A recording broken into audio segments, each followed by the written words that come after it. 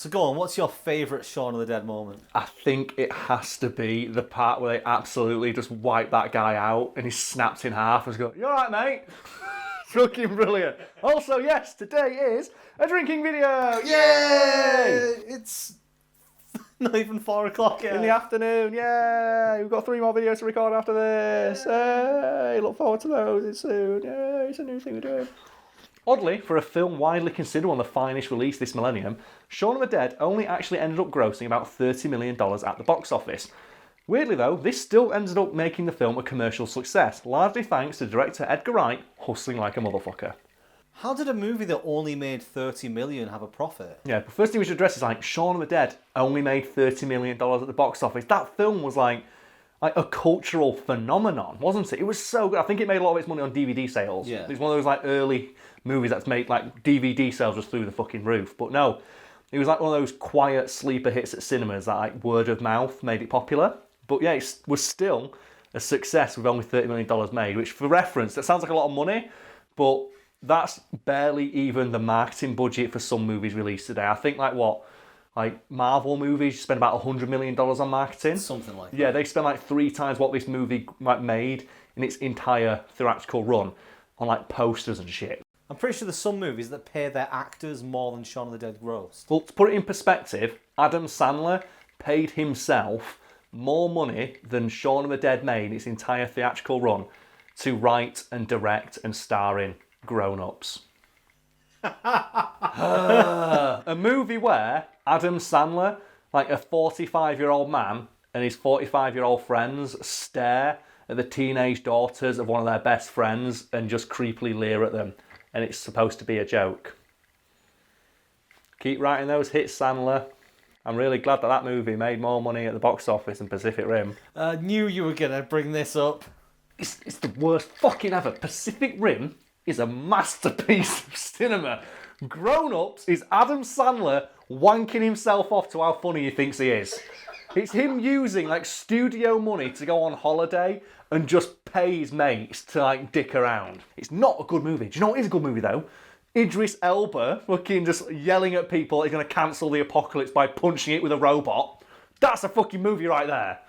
So if Shaun of the Dead made a profit, Yes. the budget must have been quite low. Yes, it was about $6 million, and it was originally supposed to be slightly higher than that, but the production company financing the movie inexplicably slashed the budget without warning for no reason, and then told Edgar Wright that he still had to make the movie anyway, which left the cast and crew looking like Sean does throughout most of the movie. That's his like go-to thing. That's the look on his face. Well, that's intentional, isn't it? It's Yeah. like the symbolism is that we're Sean all is zombies. We're all zombies because we all work 9 to 5. We're all mindless drones doing our jobs. And like Edgar Wright is a director who I really appreciate for like putting shit like that in his movies. There's so much depth to this movie about people slapping zombies with cricket bats. Like Edgar Wright is a master of that style of filmmaking. And he's like so proficient at the use of Chekhov's gun in films. If people don't know Chekhov's gun, it's like a concept in filmmaking where if you introduce something at the start of the movie, like a gun, by the end of the movie or the TV episode, it should be used. And Edgar Wright just is so good at doing everything he sets up pays off at the end of the movie. Fucking brilliant. It's like Chekhov's gun is one of those things that it always annoys me when they use it badly in a film because it ruins the end of the film. Well, James Bond is the atypical example of that. Like, here's a special gadget, and it's always the last gadget Bond hasn't used yet. He's always the one that saves the day. Yeah. Whereas in Edgar Wright movies, like it's always like everything is a Chekhov's fucking gun. It's so good. So, what's your favourite example of that from Shaun of the Dead? Well, I think it's the literal gun, like the shotgun above the bar. Yeah, where they have an entire scene talking about it being loaded. Yeah, whether or not it's loaded. And then at the end of the film, it is loaded. And then they have the callback to earlier, it was like, dog can look up. I think mine is when they're leaving and they tell like zombie Peter Serafinowicz, we're going to the pub later if you want to come. And then his zombie turns up. His zombie actually comes to the pub. Like they mention it and he comes. It's great. There's the fact the jukebox is acting up as well. I think they do remember that. Yeah, right at the start of the thing. Yeah. Or they have like the guy banging on the window at the start. Yeah. Like the drunk guy or pissheads. And then later in the movie, they have the exact same thing, but it's actual zombies banging on the window. There's so many of them. The entire film is... That's one of the reasons why I love that film. Because every time you rewatch it, you notice something you didn't notice before. Like every single zombie is someone who's in the film earlier. And Hot Fuzz is the same. Yeah, and then so's The World's End. Like, The World's End doesn't go quite as far, I don't think. There's not as many in that. But it's still good. It's still good. But the Hot Fuzz I always love just because there's almost nothing in that doesn't like play Yeah, every single thing of note that's mentioned. Like, there's a great one that I saw pointed out recently. And it's Joe, they introduce like the bumbling police officer. Like the way he's framed, he's in front of like a whiteboard.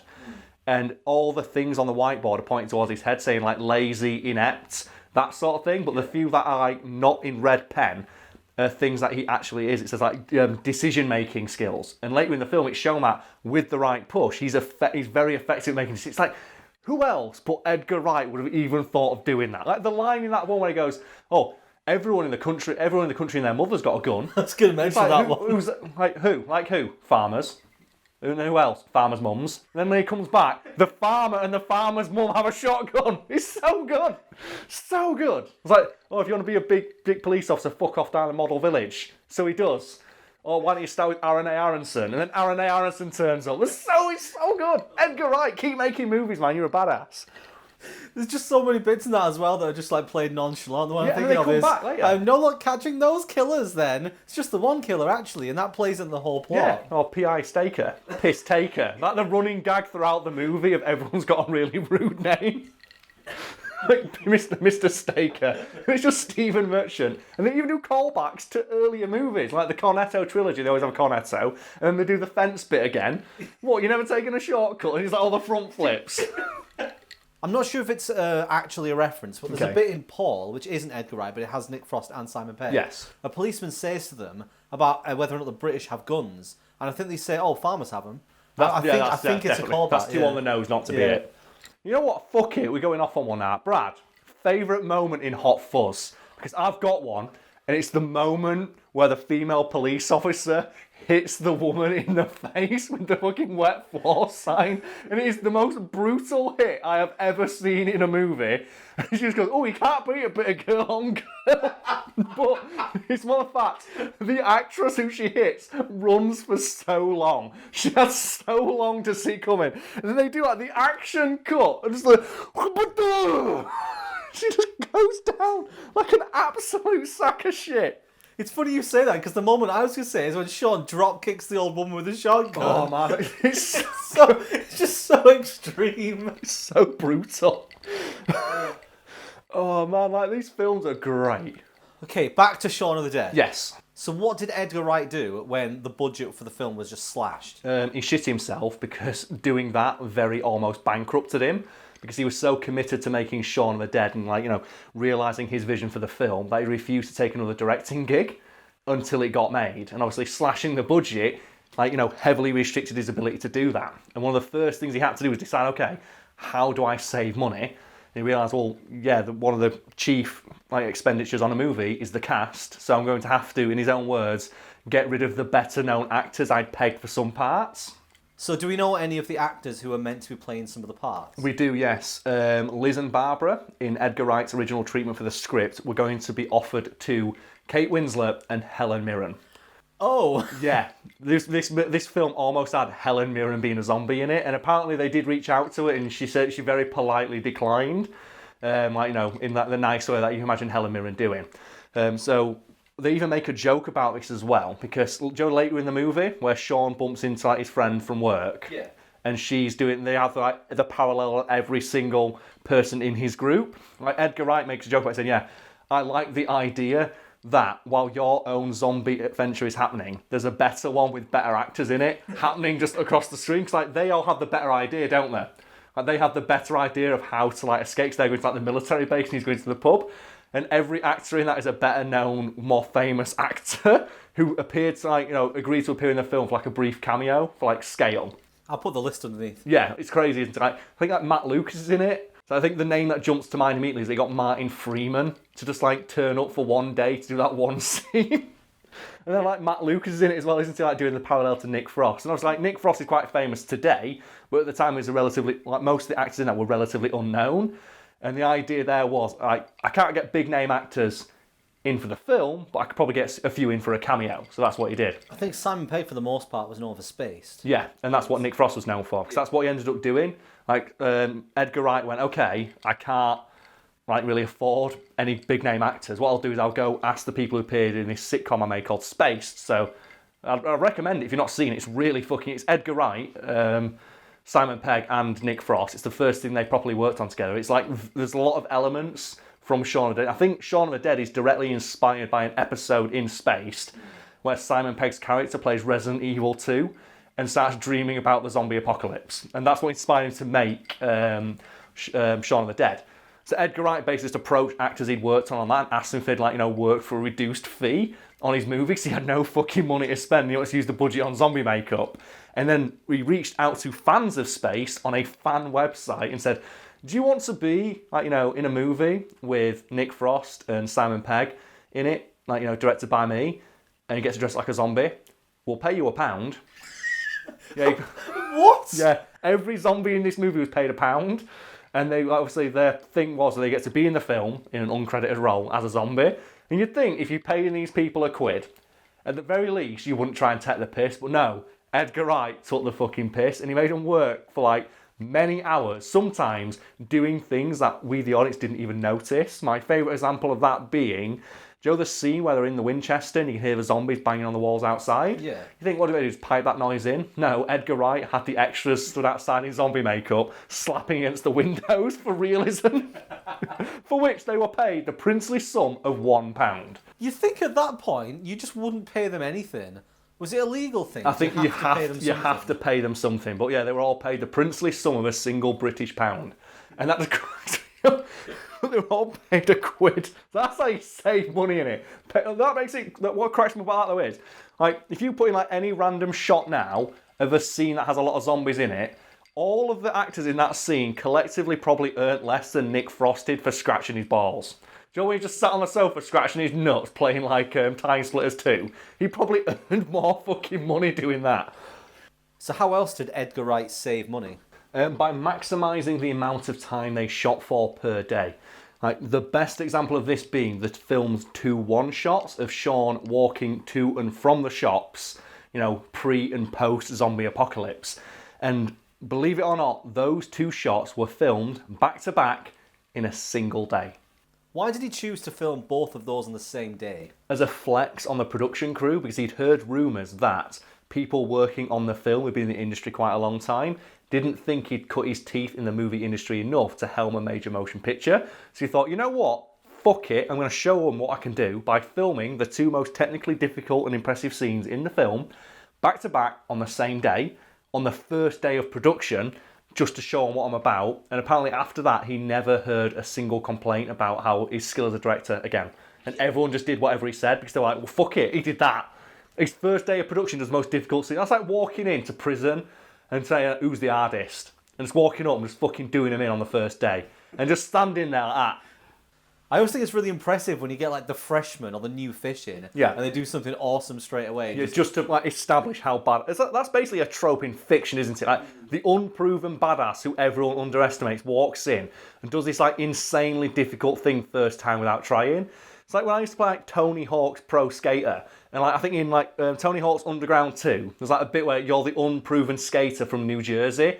It's like, oh yeah, put in the amateur competition, and you have someone going on doing a manual and a kickflip, and I walk in, do a 4 million point combo for a manual that's got 600 different moves in it, and I'm just basically hovering around like a Jedi, my board flying fucking everywhere, and I land, and they go, that's okay, that's worth a 93. What? Bollocks to it! I always remember playing Spyro. The third one with the skateboard levels. Yeah. And Hunter's always like, maybe you can beat my high score. And you go in, he's got 1,000. And you go and do triple nasty knocks and backflips and shit. And come out with a 30,000. Not bad, Spyro! It's like when you go back in Pokemon games and fight those trainers that you missed right at the start of the game. And they talk mad shit about how good their Metapod is. It's like, oh yeah, Bugcatcher sends out Metapod. Karl sends out fucking Gyarados, level 100. Gyarados uses Hyper Beam, Metapod fainted. And the guy's like, so close. It's like, what? What are you chatting? You absolute fucking bellend. No, you didn't. You had no chance. Well, that reminds me of when I was researching for the SAS video last week. Yeah. And I watched somebody do a speed run of that first gauntlet level. Yeah, you can do it in 10 seconds, can't you? This guy did it in 8. And when he finished, he walked back to Captain Price, who came out with the line. I think it's something along the lines of,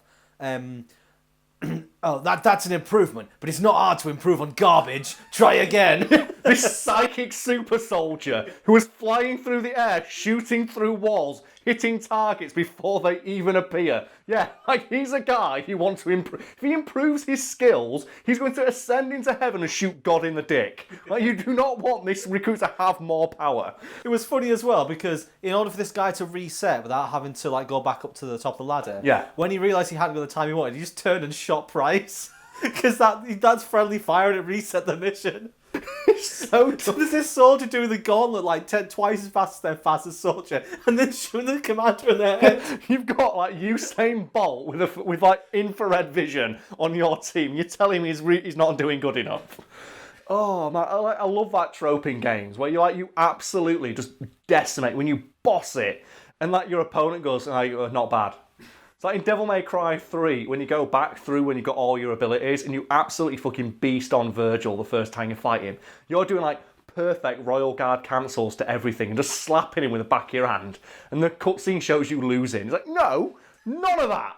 None of that. Like the end of bloody Crisis Core for the PSP, when I was so powerful, because the ending of that scene is a great thing that I enjoy in games where it's the unwinnable fight, where they send in like the infinite army that will keep fighting. The thing is, though, I was such a high level that no one could kill me. So I thought I could beat them. I played that for about half an hour, so I realised I've just got to die.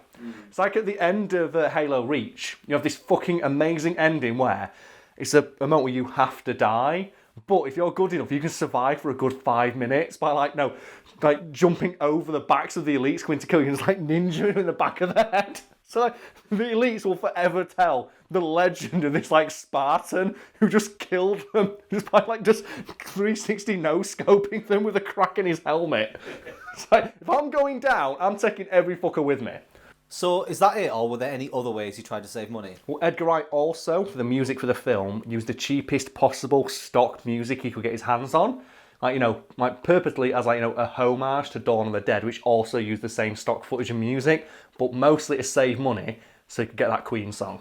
Because that's the fucking best, isn't it? When they beat that zombie in rhythm to Don't Stop Me Now by Queen. That is the greatest contribution to pop culture a Britain has ever made. And I include the song Don't Stop Me Now in that. So that just transcends, Freddie Mercury's artistry to become, the purest form of what he intended it to be. So I bet when Freddie Mercury was writing, so I hope one day someone used this song as the backdrop to two dickheads beating on an old man with a cricket bat.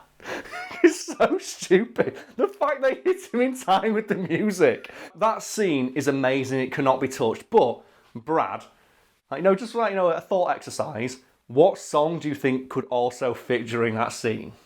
Beat It. Bearing in mind, you have to, edit this in later. And bearing in mind, Michael Jackson is, as he says, very litigious. Maybe pick another song that's not going to get his copyright flagged. What about Two Finger Johnny? You know what? Edit that. Edit our theme song to them beating it, and then put mine, and then if you want to, your head on the two characters who are doing it.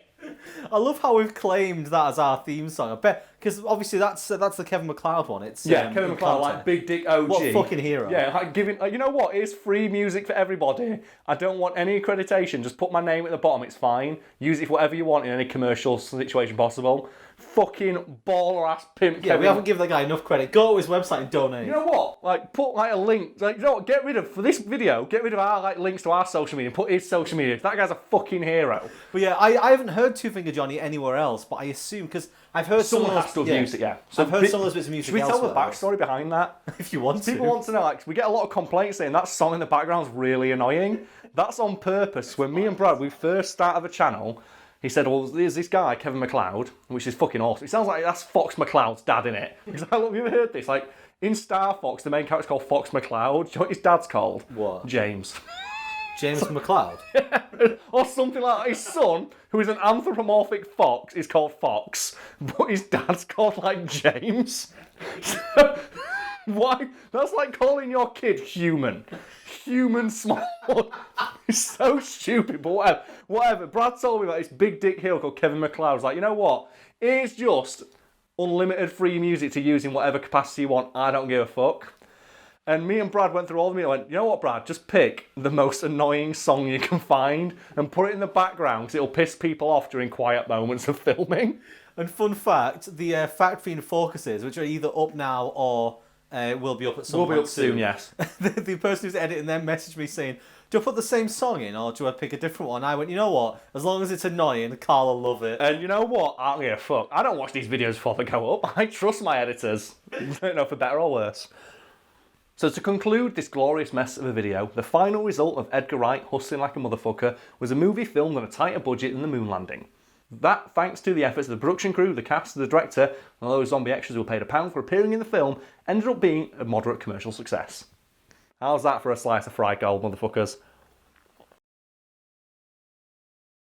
Since we're talking about Simon Pegg, Yeah. you ever thought in like 20 years' time, you'll just be like the Gary King of like Fact Fiend or just of our group in general? I am very worried about the fact that in 10 years' time, I will be salty about the fact I'm no longer successful on YouTube because me and you, we've done the research on this, haven't we? We've looked at people from like, even just like 5 years ago who were like, at the time, like people in like YouTube rewinds and stuff like that, like they were like the face of the platform for like however brief a period, who are still making videos today trying to cling to that form of fame.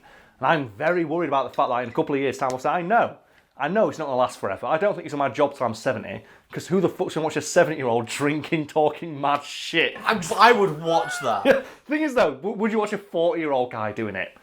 Because that's just sad. A 70-year-old guy doing it, that's interesting, that's cute. But Yeah. So there's a period, so my birthday, and your birthday, in fact, was like a week or so ago, and we're 28 each now. We're middle-aged. We are, yeah, and a friend of mine pointed out that you'll probably be able to do this to about 35, after which point it becomes sad. So at most, we've got 7 years of YouTube left, Brad. So what are your plans after YouTube goes tits up? Because who the fuck's going to watch a 35-year-old person drinking and talking about facts? No fucker, I'll tell you that. I don't know, my plan was always to set up a visual effects house. Yeah. And then eventually, when I like made enough money through it... What you need to do, though, if you're going to advertise that, just use the clip of Carrie Fisher just T-posing. That's how you sell it. 'Cause I guarantee you will get so many applicants to that house. Yeah, but that's not showing visual effects, that's just showing an edit with a bit of audio change. You know what, though? He's fucking brilliant. He's better than anything Star Wars have put out. But no, I was going to, once I set up the visual effects house, I was then going to open like a school. A school? No, because what I mean, not like... You want to teach kids how to be fact fiends? No, I meant like an adult training centre for visual effects stuff that actually gets you into the industry. As opposed to like, oh, here's how you do this shit, but like, fuck you, bye when you ask it. Oh, God. It was in the freezer, so it's a bit wet. Keep going. I'm going to keep spinning it, though. I'm sure I'm going to have like a dark patch down there from where you spill drinks every week. Yeah, and where I piss myself every time. Why do you think these things are filmed from the waist up, folks? Not wearing any pants. The American kind. I get to see Karl's big wanger every day. You do, don't you? Yeah, it's not as impressive as you think. It's not. It's bigger than you'd hope, but smaller than you'd think. Just going to wrap my head around that. Yep. Wait, no. Delete that bit, Brad. Yep. I'm probably going to put that in, aren't I? You know what? Wait, no. I'm just going to stop talking. Probably a good idea. Go on. So tell me about this visual effects house, Brad. The idea was that, like, because obviously I wanted to do visual effects for a while, and then I wanted to, because the course I went on, they taught you some stuff, they taught you some equipment, but you come out of it and there's not, unless you've like done everything in your own time, it doesn't really give you a direction to go in. So I wanted to do one where like it had enough connections that somebody could come in and you could teach them and send them out into the world. They'd actually be able to get the proper job. Very noble. Yeah. Do you know what my plan is for like all this shit we're doing for YouTube? Is it sell out as hard as fuck and go and like live on an island for a few years? It's not actually. My dream, like I've told people about this dream and like people have laughed at me for it. My dream is to open a pub. I just want to buy a pub, I'll get a lease on a pub and just run a pub. But not a specific, I want to run a shit pub. I want a pub that only like 40 people go to, so I've got regulars. And I want to work in that pub like 4 hours a day, where I just like pull pints for 4 hours, then fuck off wherever I want to go. You want to be like the knowledgeable bartender, don't No, you? I just want to run a shit pub that I live above. So whenever I want a pint, I can go downstairs and get a pint, and just fuck off whenever I want to. Oh, you just see someone coming in and talking about like, oh, they're going to do this, going to do that, and you go, I remember back in my day when I used to make fact videos online. How old do you think I am? And how Irish do you think I am in this scenario? I just want to run a pub. I look like other than YouTube, the best job I have ever had was just working in a pub, pulling pints, just chatting to people, because I got to like meet so many people because of it. It was such a good laugh. I just want to do that again. I'd happily do it for the rest of my life. So yeah, in 7 years' time, look forward to this channel just imploding, because YouTube will probably demonetize everything that isn't like, T-series or some shit. So if you're not making like Indian music videos, you can fuck right off. And we'll just like, Brad will open his visual effects studio and become like a media mogul. And I'm like, I'm just going to open a pub. I'm just there working, pulling my pints. And if people come in and ask about a fact Fiend, I'll block them. How do you block someone in a pub? You get barred! You're barred! You're barred! I will continue. My reign of terror will continue. Because everyone who walks in asks you about Fact Fiend or wearing a green morph suit gets barred. Maybe Karl is vampire. Barred! Oh, man, mate, we've got a Fact Fiend themed pub where you're barred for talking about Fact Fiend. You'd have the logo. You'd wear the T-shirt. And then Someone you come, mention wait, it. are you Karl Smallwood from Fact Fiend? Barred. That's a fucking money idea. No, it's not. It's the opposite. That's why you've got regulars. It's the people who know not to say anything. I could call it Big Wangers Inc.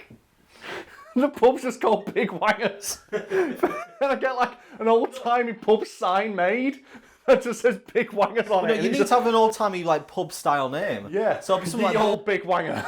Didn't mean that. No. I meant like the three wangers. No, call it the Queen's Legs. So people call, when do the Queen's Legs open? Because I want a drink. Oh yeah. We have very different goals from this YouTube lark, mate. But you know what? Hopefully we'll both achieve them.